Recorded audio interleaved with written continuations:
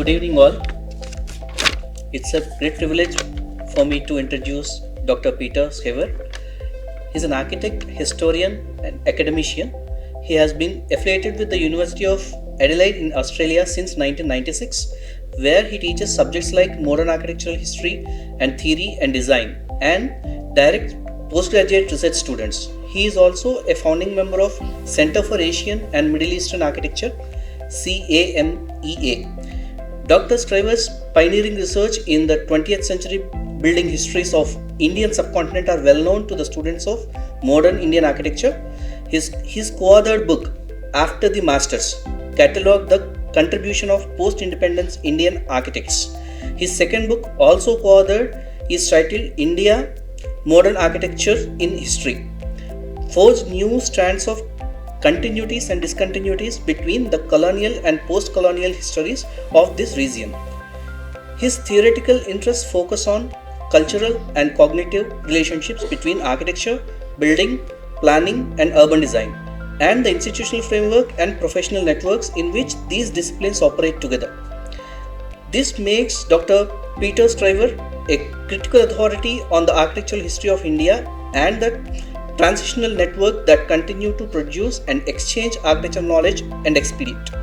We are very happy that he is agreed to share with us this evening a glimpse into his research journey over 20 years or so. I now invite Dr. Scriver to on the stage.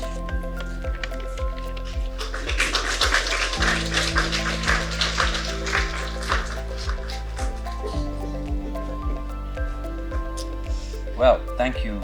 very much, everyone. Vibhuti, of course, who is a dear friend and colleague for a long time. It's lovely to see you again.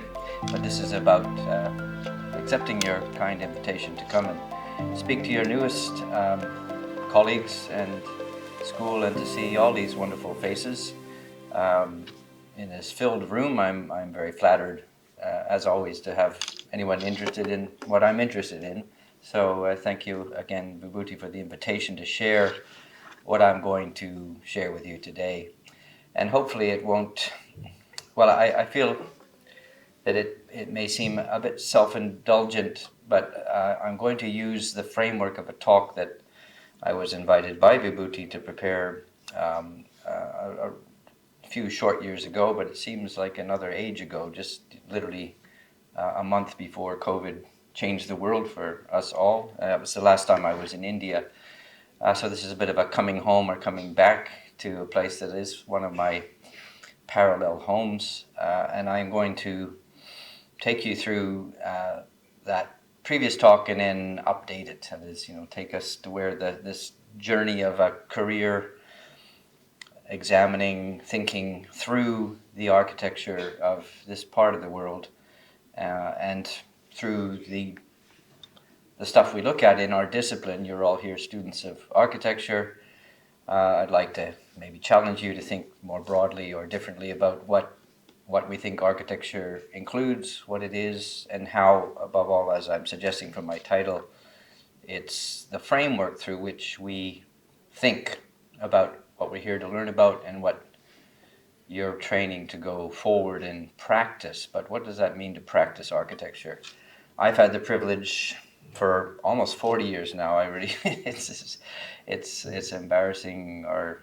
it's a wake-up call to realize how long one has been doing what one likes to do.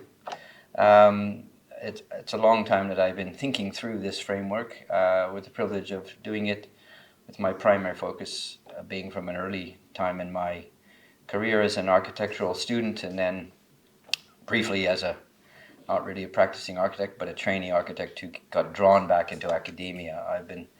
thinking through India and its architecture for a long time. So hopefully it will be useful. Let's start. And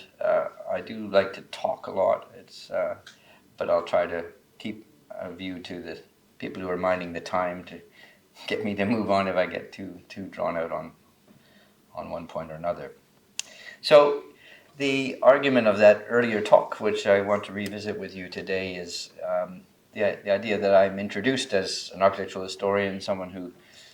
has written a fair amount about, and I emphasize the very recent modern history of India through its architecture. Am I an historian? Well, at a certain point in the story, perhaps I began to recognize that maybe that's what I'd become. Certainly not what I set out to be. I set out to be what I think most of you are setting out to be by sitting in this place at this time in your young lives. I intended to be a practicing architect, and I was inspired by that idea, and I went to a training similar to, in some ways, I imagine, to what you're experiencing here on this lovely campus, which I've just arrived at a few minutes ago, but I look forward to seeing more of. It's already made a strong impression on me. So, an unintended historian. How was it unintended? Well, as I say, I studied like you, and then I had the good fortune, or I had this curious idea, as someone who actually was brought up in Canada and did his undergraduate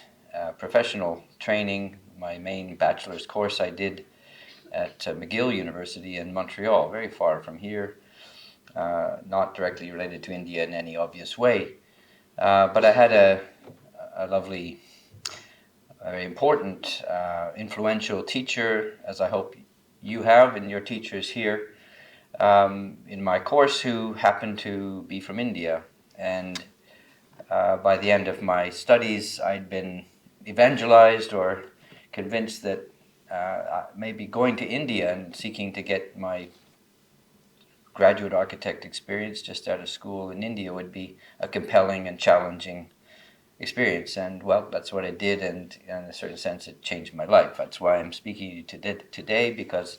that's what I did. Vikram Bhatt, who was the first author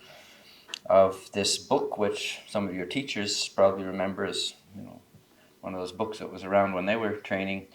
Maybe you found in the library, maybe it's already been thrown out because it's really out of date.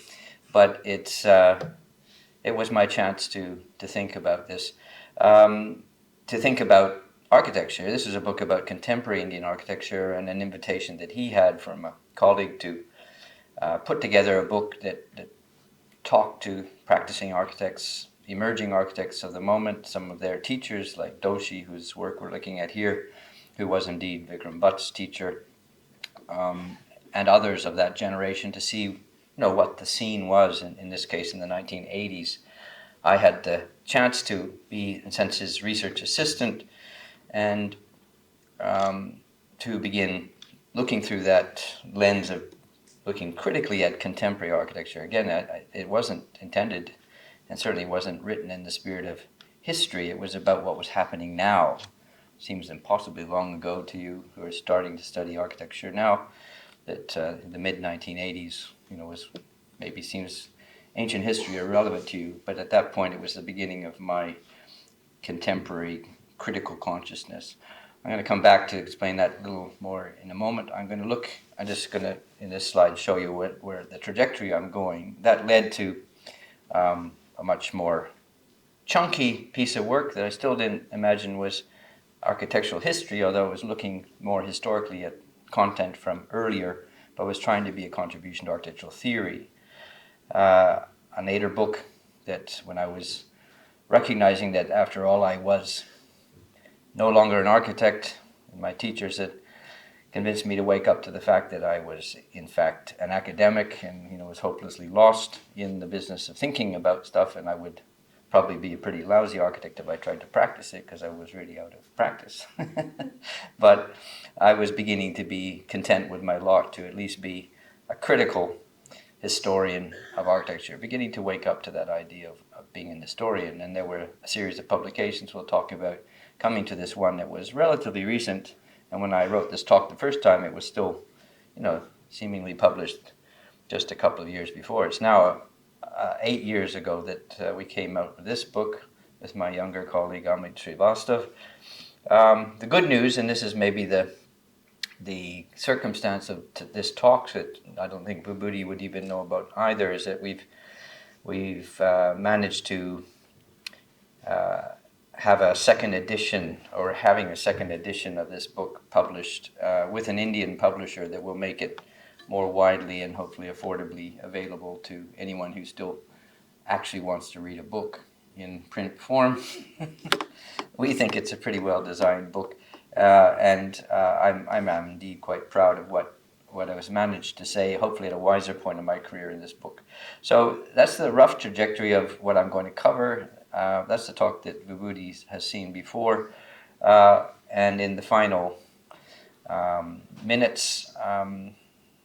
or quarter or tenth or whatever of this talk that will remain when the time is running out, I hope to show you what I've been doing in these COVID years and now in the present to continue the trajectory of this evolving recognition of what sort of thinker about architecture I've managed to become through this series of thresholds of publication opportunities, etc. So back to that earlier book, just for a little more context in the sense of what I thought, was the value of it. The story of this book was that, again, your professors will remember what publications looked like in India back in the 1970s into the early 1980s. This book came out in 1990, but was initiated or commissioned in 1985 when I was here, as I say, actually working in the office of Joseph Stein in Delhi, and then briefly with Doshi in the other part of the practice in Ahmedabad. But it was publications up to that point that were done in India under the conditions and the economy of the day were very honest and sort of roughshod, and in terms of the possibilities of publishing the sort of glossy images that you're saturated with in your digitized access to media and the way we visualize virtually everything in contemporary culture the world over today was just not the reality then. It was if things were printed on paper, they were gritty, they were honest, and they were very low res. This was the moment when the beginning of the liberalization of the economy that, again, your parents, your grandparents participated in bringing about in India, that changed many things. In print culture, it enabled a different caliber or different style of publication to happen. So this is the first time that a publisher said, well, it might actually be worthwhile doing a high-quality publication about architecture. Some people think it's important. Some people might even buy this book. So I had the chance to kind of be on that wagon to assist in going around and documenting this work and then writing about it, because to my eye, as an outsider who decided to come to India, the main motivation was that my teacher had been involved in settlements, human settlement studies, and the issues of habitation and slum upgrading and all those very noble things that he'd learned to do with Doshi, and he'd gone to Canada to study. But it was also evident, and that's what I wanted to learn more about and be ethically engaged in as a new graduate in architecture. But it was also a moment when there was a clear new sort of message coming through in the type of work that was being produced that was beginning to catch certainly my attention. And as we saw when we published this book, and other magazines internationally were beginning to pay more and more attention to India, there was something happening here that was distinctive. It wasn't just the rote story of modern architecture goes and conquers the world, and then next day the world looks like the same place. India was starting to look like a very distinctive place again. I mean, it had always been an extraordinarily distinctive place, but that story of what modernization was beginning to get complicated in interesting ways. So this story, this book touched on, of course, that storyline that you certainly have already rehearsed many times in your own courses, and that certainly outside chroniclers of India or commentators will always refer to this sort of this grand narrative that modernity came. It came in the form of iconic projects like Chandigarh that were, as you know, designed in part, but where all the glory is often given to these consulting architects from abroad who brought the cutting edge, latest, bestest, most avant-garde image of modernity to be realized in India. So we touched on that. The book also recognized that the story of architecture in the 1980s and over the decades immediately preceding it, it had been this question of developing, or the state of development, and the challenges of development in this broader spectrum of socio and economic modernization, and how that was impacted on and explored through architecture. But it was also evident in the same way that this publication, which was beginning to benefit from the fact that liberalization of some little chinks in the armor. In this case, the reduction of tariffs on the importation of certain types of printing presses, certain types of inks that were only, you usually had to send your manuscript at great expense to be published in Germany or Singapore or somewhere else. They were starting to be able to be imported and used in India in a way that glossy images could be made. That was also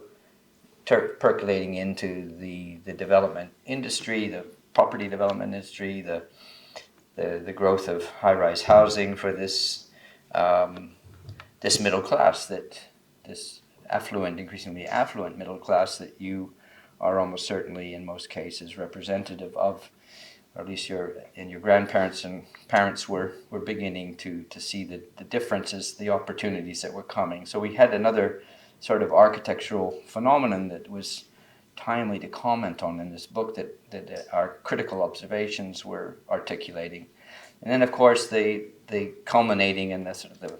sexiest chapter for me was this question of identity and these increasingly seductive, compelling, and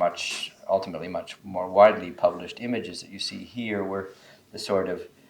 material that we were looking into and trying to explain in this book. If that was the main sort of coffee table agenda of this book, to say these things are happening and these sorts of commentaries are really talking about parallel realities that need to be talked about in the making of architecture in India in the 1980s, it became apparent to me in the writing of the backstory, or just trying to immerse myself in what little literature actually existed, but the backstories of these 50-odd architects that we interviewed at the time, that there was this unwritten story behind it, this massive story behind it, that was the legacies of a prior colonial modernity, a term that I hadn't yet coined, but that would become the kind of working label of this category of longer-term modernization through technological and architectural, or at least manifested in technological and architectural forms, that was part of course, this much more profound transformation of many aspects of the society and culture in this part of the world and many others like it, through the long and often traumatic experience of colonization. That is a kind of a footnote to that early piece of contemporary critical commentary, but it was there in a way that began to tick in my head, and would lead to the transformation of Peter Scriver, a graduate architect who went to India and was looking for a job, and a sense, I should also mention, an opportunity to go to India and escape what I thought was rapidly becoming a very trite and trivial and highly commercialized state of architectural production in the West, in North America, where I came from, which I was really very underwhelmed by. I sort of thought, do I really want to devote my life, my career in architecture to producing that sort of stuff? So I felt I'd stumbled into something much more authentic, as we might have said at that time. But now I realize, through that first foray into publishing something that you must, in many ways, is very naive. Who was I to have any real commentary to make as a 26-year-old graduate from Canada who'd only traveled touristically in India once before, and obviously it was not an authority. My elder colleague obviously added gravitas to what we were doing, but he was quite clearly disinterested in many ways in the commercial side of architecture as well. So we were suspect in some ways. So serious people who were advising me, and this might apply to some of you in the room, what you should do with your career now is maybe wake up to the fact that you want to get more qualified to do this sort of writing. You need to go back to school. You need to go to graduate school. You need to, I thought, just do a master's degree and just get a bit smarter. Someone directed me to the fact that a PhD, which I thought was, well, very flattering. It wasn't something I had thought I was going to do, but I was invited on the basis of that naive book that I'd already published, that maybe doing a PhD would be the way to get to the next level. So this is what I found myself doing for the better part of the next 8 years, between the finishing of that first book, dabbling in some more practice, and then getting to the end of a very long process of doing a PhD. And this is the essential argument of this work that some of you probably haven't ever seen, but is the background to the later work that we'll talk about in a few moments. This was how I followed through on that observation that there was this longer story, that somehow after the masters we talked about, which most people see as sort of an obvious reference to people like Le Corbusier and Louis Kahn and other foreign consultants who came in that post-independence moment and gave guidance and inspiration to many of your perhaps teachers at that time. It was a sort of a double entendre. There was sort of a double coding to the title that I remember coming up to in discussion with my co-author. A bit devilish, I thought, where you could say, well, it was after those masters, of course, but it was also after the masters who'd just been kicked out, the colonial masters who were no longer wanted. What happens when the colonial subjects take over and move forward? So interviews with many of these 50-odd architects, including many of the stars of the days whose names you know well, that I had the honor to meet and have at least a few hours of their time to speak with them. It was quite striking. Something's buzzing a little bit here. It was quite striking how many of them would speak about this phenomenon called the PWD, which was an acronym that I had no idea about when I started on this. It was one of those curious acronyms that, when you think of it, there's many labels like that may be common parts of parlance in Indian English, in modern day English now, that relate to these institutions, which are too, as Salman Rushdie said famously in one of his novels, a process too complicated to explain. It was a he had an acronym for it. It was a way of drawing attention sardonically to this fact that we live by all these sort of subcodes, which are perfectly pragmatically, meaningful to those who know what they mean, but they're otherwise, meaningless. The PWD, the Public Works Department of India, was something that key architects in the private sector in the 1980s, like Roger Wall, for instance, a particular interview I remember very clearly, would just sort of rant and rail about the mentality of this thing, of those people, of that institution that was, the bugbear, the problem, the challenge that all serious architects in India now face, is how to overcome the power, the dullingness of this entity. So what was this? And that's what I sort of set out to find out, how this dark eminence was affecting and shaping the way they thought. And it became a study that took me back to its origins in the mid-19th century, and particularly around this question of standardization, this obsession that many in the late 20th century, and then accordingly, increasingly in the discourse that Vibhuti, for instance, is a scholar of some renown about as well, looking at the pushback in the arts and crafts world, the teaching of art and craft within the colonial system. There was a lot of criticisms about the dulling effects of this organization. And I set out to try to find out in the discourse, the colonial records, etc., where that might have come from. I won't bore you with the details of a long and complicated study, but more to say that I was beginning to recognize the need to frame, to do two things, to look at original material, primary material, to sort of find, as what I was becoming more obviously an historian, that you had to go back to the original material and see what it actually said. But I was also beginning to see the need to shape inquiry around a series of sort of working hypotheses or ideas about what we need to think about as architects. So what was this thing that architects saw as a mentality? They kind of almost gave it a personality, that it was this intentional being, an institution that did things as if it thought for itself. How can architecture think, so to speak? And I've made a mistake. This was turned out, and I'm just showing you a cover of a book that seems has nothing to do with what I'm talking about, except it was the key work or contribution to architectural history and theory of one of my most influential teachers in my undergraduate training in Canada, Peter Collins, a book that you may possibly, maybe a remote possibility that would be in your library,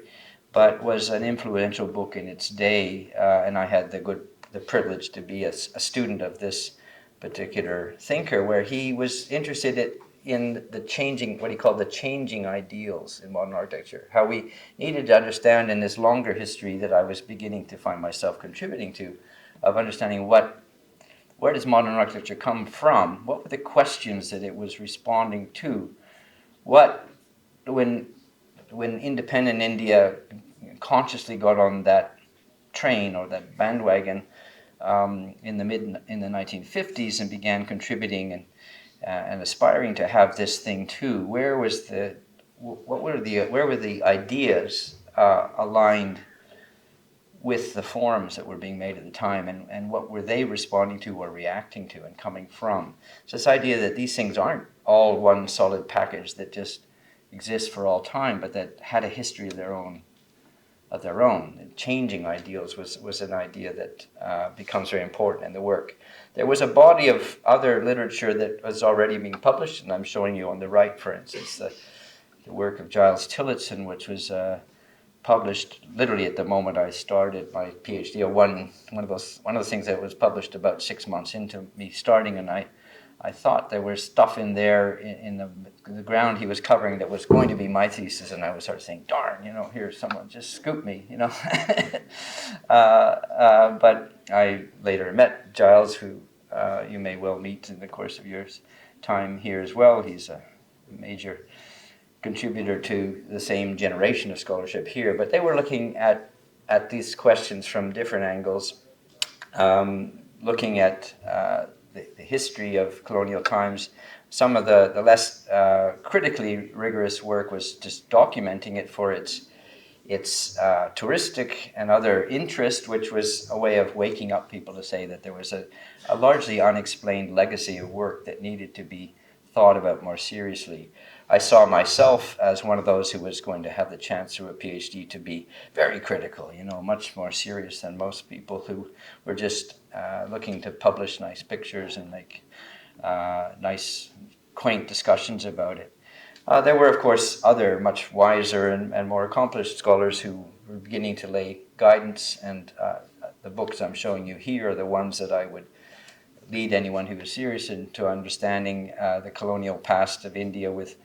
greater depth and critical acuity. These were the ones that I realized I had to understand and build upon. What I ended up looking at was really the completely unspectacular work. If most of the colorful books you saw particularly the earlier slide, were about the splendors of the Raj, as one of them was famously called. The buildings that we ought to, it would be kind of hard to destroy because they're just so spectacular. They would attract attention and could find new lives, as many of them have, fortunately, in a more affluent, more touristed India, where these buildings have found new lives. It was these more banal, but infinitely more numerous buildings that were everywhere. I saw them as I came into Vizag today from the airport. I was in Pune yesterday, and I was reminded that the cantonments of that city are just full of this incredible stock of buildings that are all in a very advanced state of decay and neglect in most cases, almost lost in sort of the jungle of contemporary urbanism and or actual jungle that's taken them over in an almost a naturally encroached way. But these were part of the fabric of modern India, if we understood that modern India was a longer story. And I sought to explain the everyday things like the housing, the quarters for both military and civilian employees of the governments that were everywhere across the landscapes, like these quarters you see up on the right. I also looked at plans for military buildings, efforts to actually optimize the architecture in the terms of what modernists in the mid-19th century were thinking of, that is, how can you innovate technologically or in the design to address the challenges of this climate for, in the case of the building on the left, European soldiers being accommodated in a place where they were likely to die, not of military conflict, but of tropical disease, and just the challenges of the climate for their constitution. And how was architecture changing the whole norms by which things were built at that time? These were the sort of questions that I explored in that doctoral thesis that I was trying to put into the thinking of the time. And what I want to pull away from it is this idea that there was a conscious movement. This was the thesis. There was a conscious moment in the mid-19th century when the Public Works Department was actually established to solve some very clear and present problems. And they were about communication, about mobility, about survival of this climate, as I just mentioned, and other more practical and prosaic things like that actual changes in the way things were built might accomplish. In some cases, recognition in a very almost scientific way of how vernacular solutions, which were part of the culture of building in India already, had obviously been adopted by Europeans living in this country over the centuries before, in which there had been colonial contact, which were now rationalized into a conscious set of working solutions. What we saw come out of that was sort of a move to standardizing, to sort of just saying, okay, now we've solved the problem, how can we sustain it? We'd call it, sustainable design today, and for other reasons. We talk about sustainability in terms of our real and present crisis of environmental depredation and possible existential non-survival. But at that time, it was about sustaining the continuity of the regime of this relatively small number of Europeans living in a very inequitably powerful way in a vast continent which was not their natural home. But how did that become normal and become institutionalized into the very built fabric of the place became the driving question. The way the study ends, which leads into this next book, which came about 10 years later, was recognizing that these norms and patterns, which were consciously, and this is what happens in design so often, we produce the iconic building, people think, oh, that's really cool, then it becomes fashionable, everybody repeats it, and then it becomes normal and people don't notice anymore because it's no longer outstanding, it's just absolutely unconsciously the way we design, and it makes perfect sense. And then it sort of goes into the background until other things happen where either we invent something else that's trendy or that changes the story, or we recognize that there's other things that have become invested in those norms that are actually more important than maybe making it more optimal from a design point of view in terms of performance. We discovered it might perform in the case of the colonial situation in ways that were more useful for, say, political control or for cultural regulation. If you think of the military, for instance, that you wear your uniform because that's the uniform. It's not because it may necessarily very comfortable for you or very effective to your performance in some ways, but because it defines your rank or your place in the system. So these were some of the ideas that had become important. I'm getting into too much detail here, but what I'm trying to sort of take you out of it, to recognize is that in this body of work, we're now moving into the middle of my career, where the questions are shifting and the collaborations. In this case, I'm now looking at the next book, which is a collective work, an edited book that I put together with others, where we find a number of scholars of my generation who've gone through similar experiences of waking up to the questions that need to be asked and are beginning to speak and orchestrate this thing we're calling colonial modernity into a more developed idea of how it operates, and how, in this case, it's very far from the languages of modern architecture that we're used to talking about. In some ways, it's how we publish it, how we theorize what is, for instance, this idea of Indian architecture that British scholars like James Ferguson famously or infamously began to publish in the 19th century, in trying to dictate from their observations, how we should understand what the differences, for instance, between the traditions and the outcomes of historical styles of India were to those of Europe. And we see, coming into the practices of the colonial regime, I think this important distinction that this image for me would put to you, that there's sort of a division of labor that emerges in the later 19th century between the Public Works Department, which would build modern, so to speak, buildings like this in the early 20th century, of the sort you would see certainly, again, in Pune yesterday, many examples of this style of architecture, which are the product of the architect's wing of the Public Works Department, building modern public buildings for public purposes, versus what the Archaeological Survey of India would be conserving and sort of holding or embalming almost from its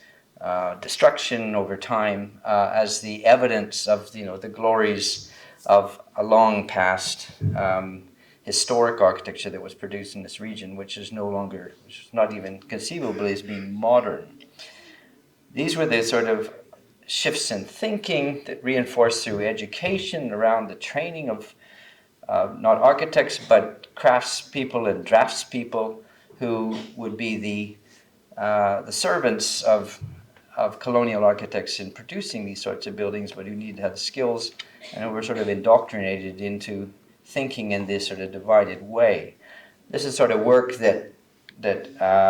we use to articulate increasingly challenging themes that cross-examined, I would like to think, many of the taken for granted ideas that were there up to the 1980s, as this work begins to emerge in the 1990s and the early part of the 21st century. Another idea that was part of this shift to increasingly a consciousness on my part of being a critical historian who was doing more and more work of a comparative nature was where we began to compare what had happened in India to the experience of colonial architecture and urban development in the wider planet. Now, India's, as you know, I mean, it's now already, I think, the most populous place in the world. It is, in terms of the colonial modern experience, also perhaps the case of what I've been talking about. But in parallel, in other parts of the planet, the colonial processes that we've been talking about had their echoes, their differences, their parallels in places like Africa and other parts of Asia with other major imperial powers. And the chance to compare the experience that the type of scholarship I've been involved in more recently in my career with the work of parallel scholars in those other places has become increasingly important in understanding the larger implications of these for the world we have today, based on these foundations of colonial practices and the building of the built environment and the ways it's led to most of the major cities in the world today, which are trying to participate in so-called global economies and world trade and such, where our urbanisms have extraordinary similarities and differences that somewhere in their underpinnings, not very often in colonial circumstances, have important similarities we need to understand. So that's the background. Sorry, I'm now going to touch and just breeze through very briefly to this book that tried to put a capstone on that 20-odd years of evolution, and write an interpretive critical history of that long story all in one book that I hope, if you haven't seen it before, what might be a useful text for those of you who are still working through your history curriculum, and particularly trying to understand the India today, or the architecture that you're inheriting as the built environment today of modern India, of contemporary India, on which you will be building and changing. This book was written very consciously in the spirit of what's increasingly not my work as I see it, but the outcome of my role as a long immersed scholar working with my younger colleague Amit Srivastav, who was in many ways like the version of myself that worked with Vikram Bhatt on that very first book I started off with, talking to you about from almost 35 years ago. Our chance to write this book came out of an invitation that originally came to me, and then frankly my struggle to really fulfill the commission that, in this case, the British publisher Reaction Books had asked me to write this book in their series, a very nicely crafted series, which is called Modern Architectures in the plural in history. The recognition that by the early 21st century, when they started publishing this series of books, this thing we call modern architecture was already history, was already back there, set many decades, if not centuries, in the past, and we could look back upon it and understand its development and its differences in context. In their view, framing it from the point of view of different key national standpoints, India in this case, looking back towards the grand narrative of this thing called modern architecture, which is ostensibly the same everywhere in the world. So the book that we wrote was an outcome of this dialogue, in this case most immediately with my younger colleague who had been my PhD student, but who I thought was eminently qualified to help me bring the story forward to the present, which was my struggle. What I knew, I had the privilege to learn. I saw it, at the coalface firsthand in the 1980s when I learned what I did about contemporary architecture then, but going forward, it was a chance to transcend these repeated narratives, like that I myself had participated in, of kind of the international or external gaze upon these iconic buildings and telling their story as if, yes, it's a standard story, it's always the same, it's just you need to know what the masters came and did and how people followed it. That was increasingly not the story we wanted to tell. We did want to tell about sort of people who had been in the shadows, not the ones we always heard about, but people like Aditya Prakash, for instance, who had worked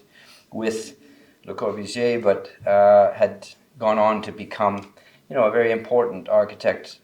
in the fabric of the making and the maturation of a place like Chandigarh. We were also trying to explain this increasingly complicated and, as Rahul Malhotra has described it in his own contribution to this discussion, as extraordinarily plural state of affairs in India in the most recent period, which these images from the media and the propaganda around architecture, as well as the sort of photographs we take as architectural photographers and critics who want to look at the most extraordinary, interesting buildings that are being produced in India this time. It was a very complicated story to unravel. And it also seemed to be very paradoxical too, in that there was we've experienced it even just yesterday. This book, in my mind was formulating in some ways almost 20 years ago, 30 years ago, when I was doing my PhD work, when I witnessed the beginnings of the Ayodhya temple ambitions, which of course were realized officially yesterday. And how is it that this sort of parallel universe of architectural recreation, where architecture is so important politically in so many ways, was sort of contradicting or almost telling again a reverse story of the grand narrative of modernization that we associate with people like Habib Rahman, this character here, in the 1950s. So the book we wrote complicates chapter to chapter the story, the narrative, and suggests that it's not a grand narrative, but it's a series of nested and often parallel narratives of different things that were going on. There was the narrative of nation building, which was performed in an impressive way by a number of architects who were committed to working with the state to create the India that your grandparents built. But there was a parallel narrative which took a different chapter, that was the India that powerful non-state characters, institutions, industrialists, private players, and different regional perspectives in which they worked, which were building an India in often a counter or complementary narrative that was sometimes similar, sometimes very different from that of the state narrative, but led to many extraordinary institutional outcomes, both within the commercial and in the non-governmental sectors, that we also inevitably find extraordinary architectural stories within. And then there was the role and the complexities in which these narratives and the politics concerned shifted and changed and moved across different ideological spectrums within India's recent past. Also, as it worked to achieve genuine autonomy, not just politically, but economically, from the rest of it, from its colonial past. But of course, this book also was the chance to retell much more profoundly than I had merely stumbled into recognizing in that very first attempt to explain contemporary India, which was to add to it chapters which took us back to the 19th century and explained this argument I've already outlined for you about the shift from sort of rationalization of problems perceived in another time into a culture of practice which becomes extraordinarily distinctive and part indeed of India's longer developmental history. How in the process of achieving independence, one might argue that the work of Gandhi as an architect was more radically modern than the work of the British. It's an interesting argument to make when ostensibly the independence struggle in the Gandhian framing was arguing for what some would say a timeless village-based India, which was seemingly the farthest thing from being modern. But if you look at the plans, for instance, of the ashrams in in Ahmedabad, for instance, we're looking here, it's an extraordinarily interesting plan. It is not the vernacular building you think. It uses space in extraordinarily interesting economical ways, but that was very fundamental to his political practice, his way of engaging, and ultimately some of the messages that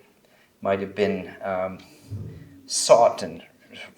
realized in the independence struggle to really make India a uniquely a place with its own unique modernity.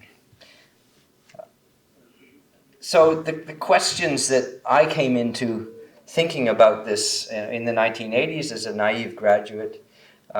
looking at the struggle for identity, beginning to get excited about the work of architects of my generation who began to do fascinating, interesting work like you see in some of the details of the images on the right, which I was certainly attracted to aesthetically, but we were wondering, in what sense was it getting anywhere? Was it just becoming entertainment for the rich, or a selective or unique elite that could consume architecture? Was architecture, in a sense that I've been thinking about, not still part of a much bigger story that we need to think about? So that book that we are about to republish in a new, more affordable edition finishes with a chapter that looks at some of the phenomena that you can't escape whenever you come back to India, as I have in the last week, and seen it 5 years later than I was last here, and I just am impressed, overwhelmed yet again with the impact of infrastructural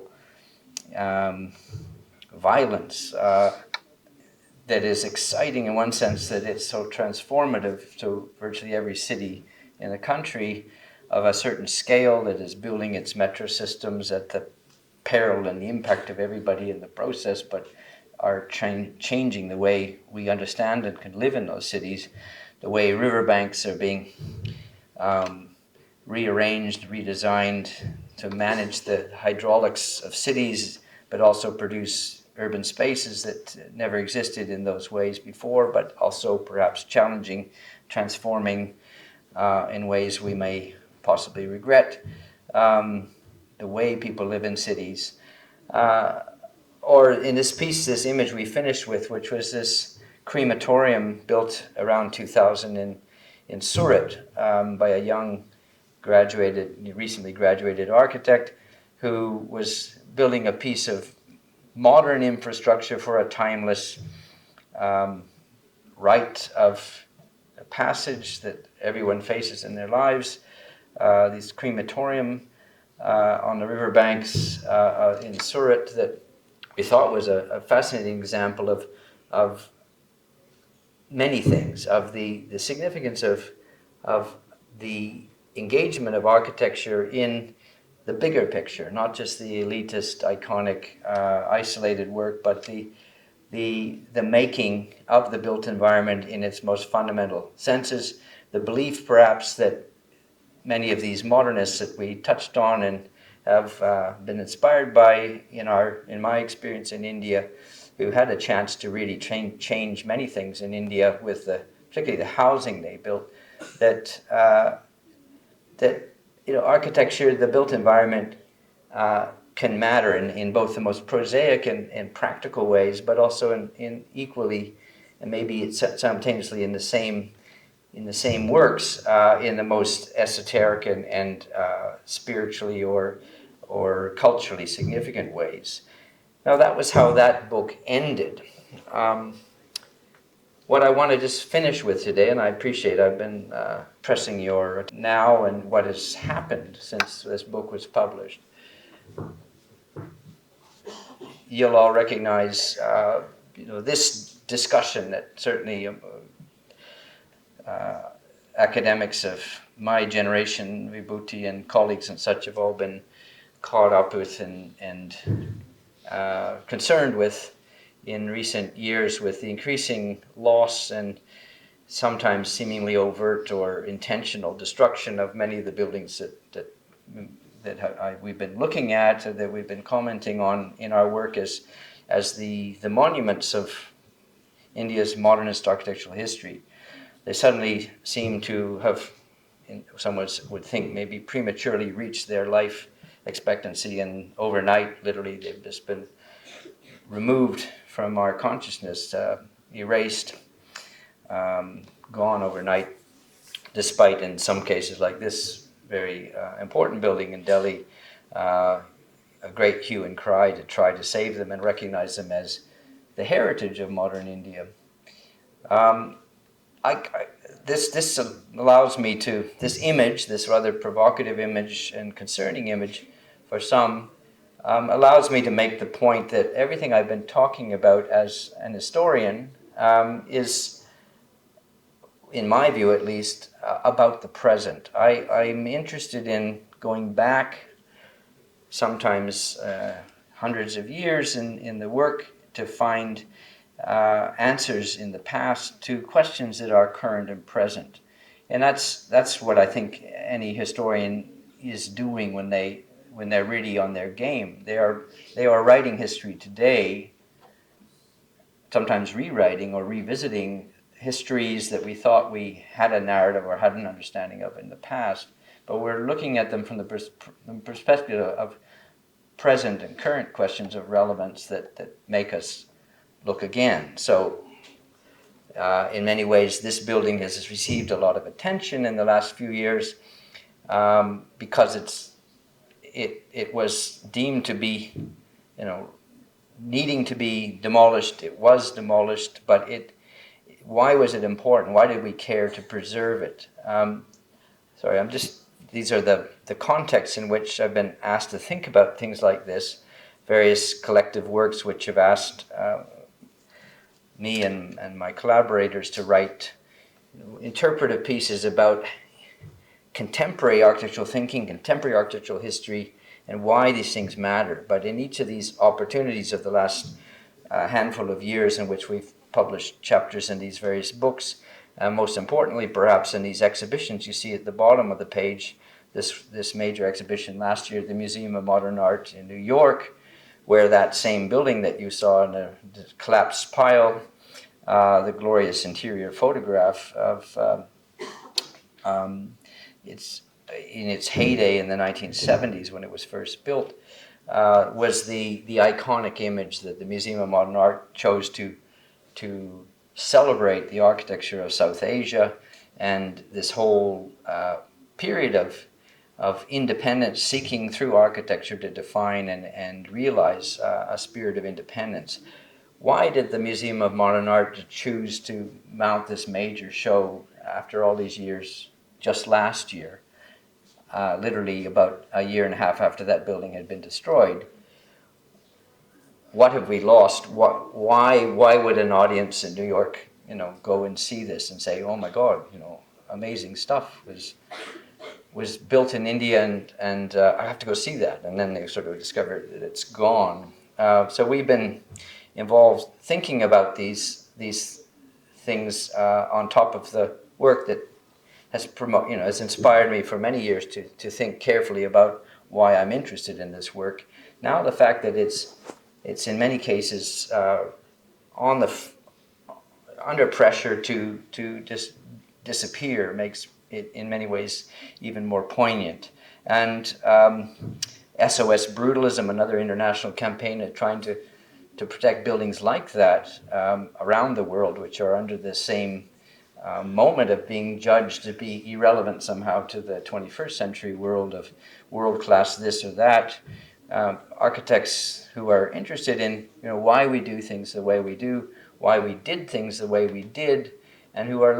learning to seeking to learn how that will make them perhaps a better architect going forward if they can understand why things were done in the recent past the way they were, are hopefully reading these books or going to these exhibitions that produce these publications and thinking about these.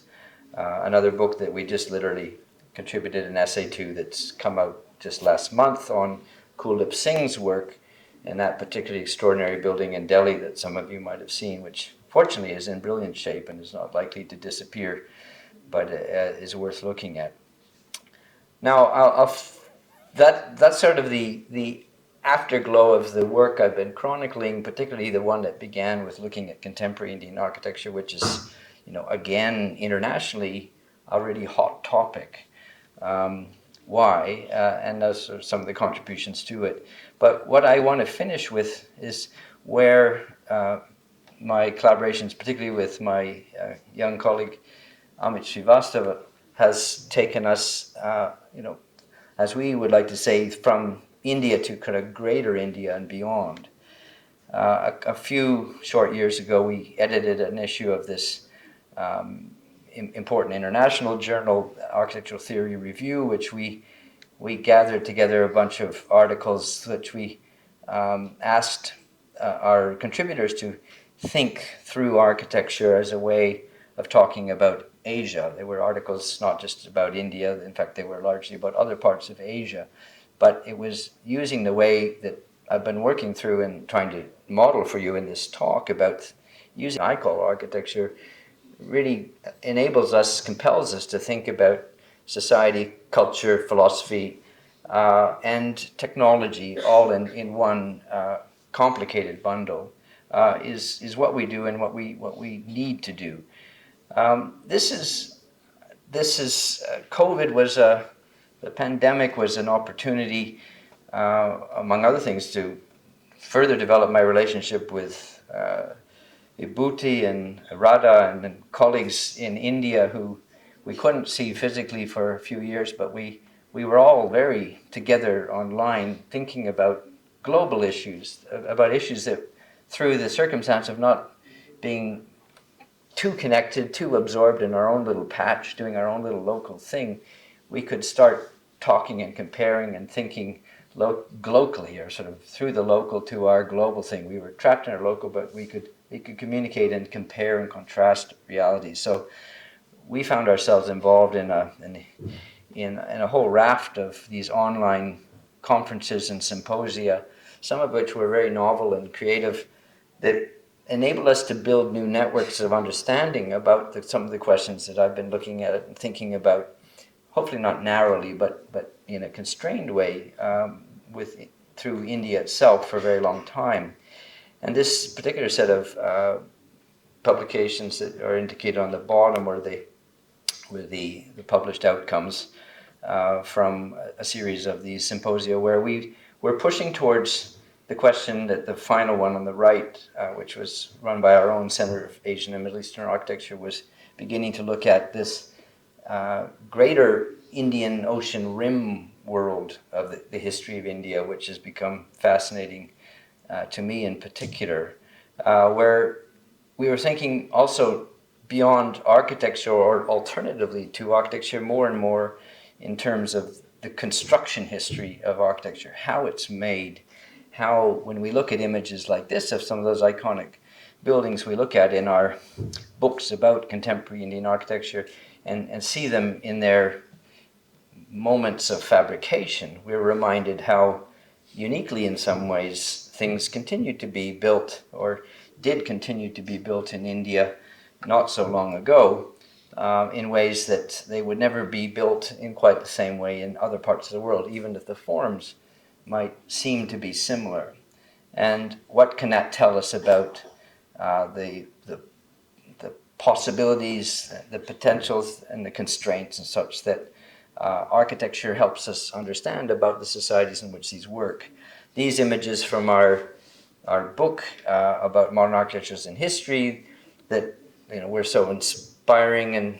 to many, I think, these extraordinary images of the building of the great infrastructure of modern India in the 1950s were juxtaposed with images of extraordinary structures that were done much earlier, which were also transformative.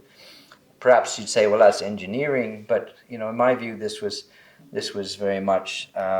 what architecture is in the bigger sense. It's how the building of structures for useful and sometimes purely symbolic purposes collectively amount to an architecture of our societies. In parallel, to my work on India, I've been working very recently with colleagues on the similar stories about the building of Australia, for instance. Just a reminder that this nation built of migration, has these iconic projects in its recent story about building infrastructure through which people were turned into Australians. But some of the methods that I've been exploring in my work for many years, looking at colonial India, are proving to be useful to look at, for instance, the making of company towns in which new Australian citizens were being formed in the 1950s in the building of major hydroelectric infrastructure in Australia, which was, a parallel story to that of India. And the opportunity to compare these stories on this global basis has been very exciting. Now, the picture that was in the poster you saw in the background of importing camels was another piece of my work I spoke about when I was last in India a few years ago, where we've been looking at India's involvement directly in the building of colonial Australia, not least by importing camels, which helped build the infrastructure of the interior of the country, and in some small and interesting ways left fascinating architectural traces of India in Australia even at that time. But the movement of people through things like architectural education in India, in Australia, bringing students like yourselves going back to the 1950s and 60s to come and study in countries like Australia and become modern in that sense and take their ideas back to their home countries is another part of our research, which has been fascinating to me for a number of years, but is particularly poignant and interesting today when some of you might even be contemplating going on to do graduate studies in places like Australia. What is that doing in making you into meaningful, equipped architects to build this better world that I hope you're still committed to, not just in India, but probably in other parts of the world which you're more than likely to be involved in the course of your careers. Work that we've done on the greater India in the Middle East, for instance, which I won't talk about in any more detail than what these images kind of spell out for you, is the obvious implication of this huge investment of India in the building of the Middle East, bottom up through labor, top down through architectural services and expertise such as that you might have as a graduate architect working in that part of the world, are a huge part of the story of where you are likely to be invested in much larger storylines than just the one that's here. I'm going to finish by just talking about this project that is our current project, which we're calling South-South Cooperation, another collective volume that Amit and I and another colleague, Vladimir Kulich, are putting together at this time, arising out of another symposium we had with our Center for Asian and Middle Eastern Architecture, looking originally at the Indian Ocean Rim, but now in this book bringing together the stories of how the building of post-colonial India was happening in parallel to, say, the building of post-colonial Ghana and the development of post-revolutionary Cuba and the building of post-colonial war Angola in Africa, how these nations that are seemingly so far apart were, through various international projects like the non-aligned movement in politics and the efforts of international construction companies not coming from the north, but actually growing out of the expansion and ambitions of companies like Larsen and Toubro here in India and such, were actually building bridgeheads and connections in very substantive technological but also very human senses with the building worlds of very different parts of the world. This is very exciting work which is literally happening now. I'm editing chapters, manuscripts from authors who are contributing their new scholarship to this very exciting topic, which we've really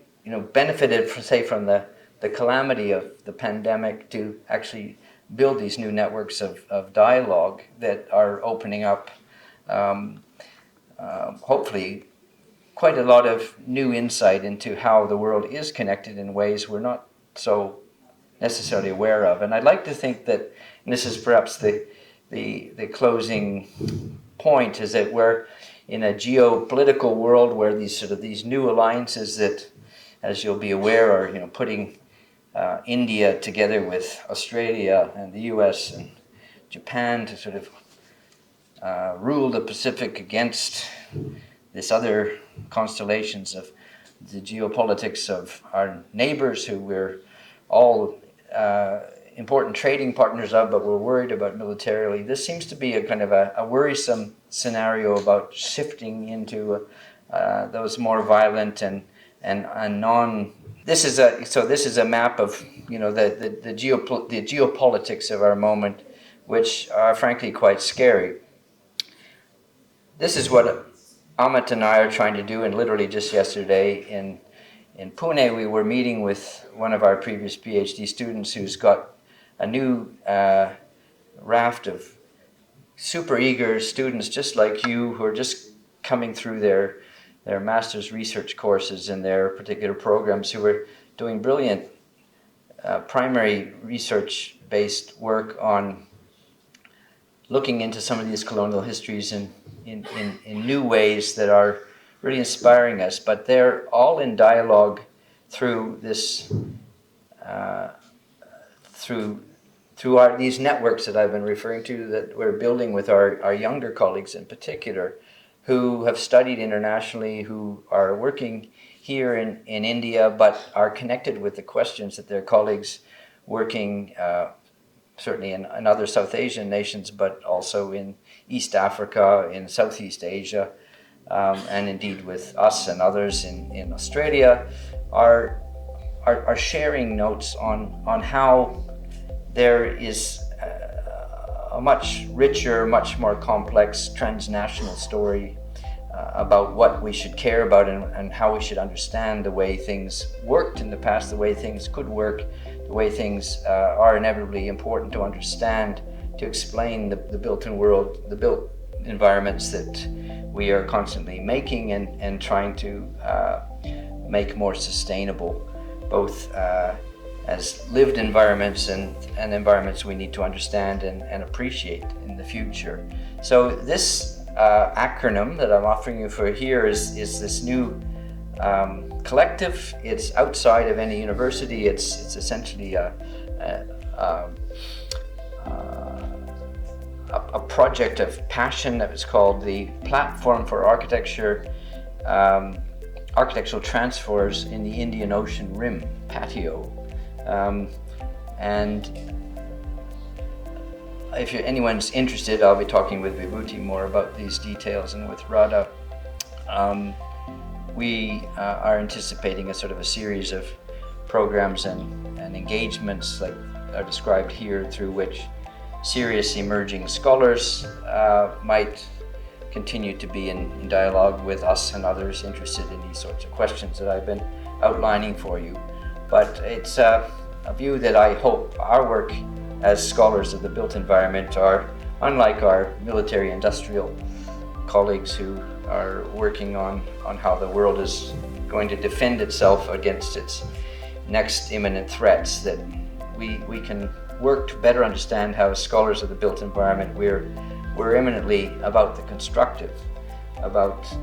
the building of a better world beyond our shores. So thank you for this somewhat rambling, but I hope thought-provoking overview of some ideas.